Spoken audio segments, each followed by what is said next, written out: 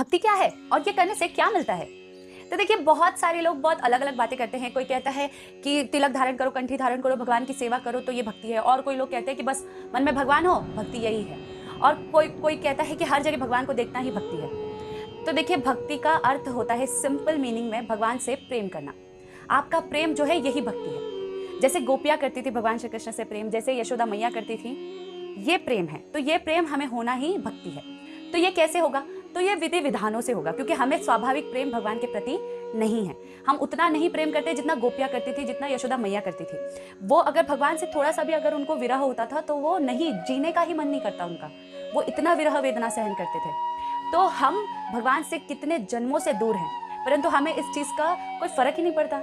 इसलिए नहीं पड़ता क्योंकि हमें भगवान के प्रति प्रेम नहीं है। तो भगवान के प्रति प्रेम जागृत करने के लिए हमें ये सब कुछ करना होता है। हमें तिलक धारण करना होता है, हमें कंठी धारण करनी पड़ती है, हमें भगवान के नामों का उच्चारण करना पड़ता है, उनके प्रसाद को पाना होता है, उनके अर्चा विग्रहों की सेवा करनी पड़ती है, भगवान के बारे में सुनना होता है। सबसे पहला होता है भगवान के बारे में सुनना, उनके नाम, गुण, रूप, लीलाओं के बारे में सुनना और उनको समझना, फिर उनकी सेवाएं करना ताकि उनसे हमें स्वाभाविक प्रेम हो।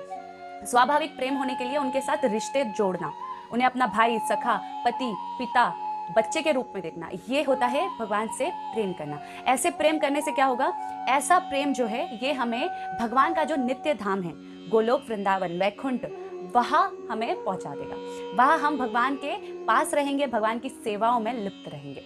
तो इसलिए हमें भक्ति करनी चाहिए ताकि हम जन्म, मृत्यु, जरा, व्याधि से बच सके और भगवान के नित्य धाम को प्राप्त कर सके। राधे राधे।